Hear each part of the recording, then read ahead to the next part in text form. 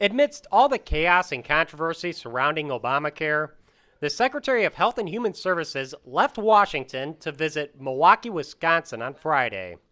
She said one of the reasons she came to Wisconsin was because she wants to see the state make a stronger commitment to the troubled federal program. You know, Wisconsin was on its way to run a state-based marketplace and actually was one of the early innovator states, had drawn down planning dollars, had incredible technology builds underway, was looking at that. And when the new administration came in, they decided they would not follow that path any longer, would withdraw and instead become part of the federal marketplace. So they are now one of 36 states using the federal website. So I would say that one of the issues in the future, we think that a lot more states will choose, as this law progresses and the market stays robust, to actually run their own sites. We'd love to do that. I'd love to put the federal government out of business quickly, because I think state-based insurance is better run at the state level, and we're hoping that more states will take a look at that option and we can kind of pass the baton to them. During her visit to the Progressive Community Health Center, Sebelius met one person who has signed up for Obamacare and two more who are currently signing up.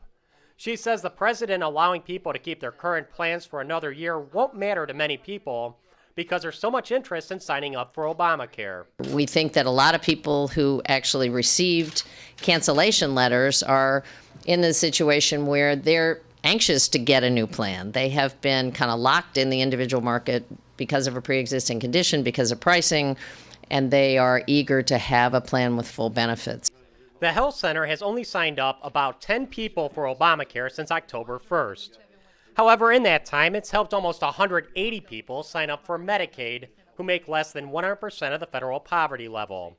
Governor Walker made the changes to Medicaid, allowing those individuals to sign up, but Sebelius felt he should have committed the state to a $10 billion expansion of the program she says the feds will cover. And it's fully paid for in the budget. I know there has been some discussion of this would add to the deficit.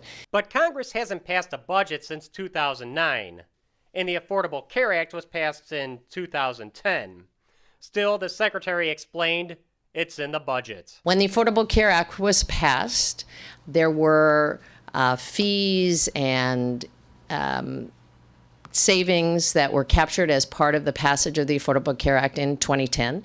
That was scored by the Congressional Budget Office. That is part of moving ahead. And it anticipated, because the law was passed well before the 2012 Supreme Court case, that 100% of states would expand Medicaid. So that was fully contemplated in the scoring of the bill. Obamacare went on the market on October 1st.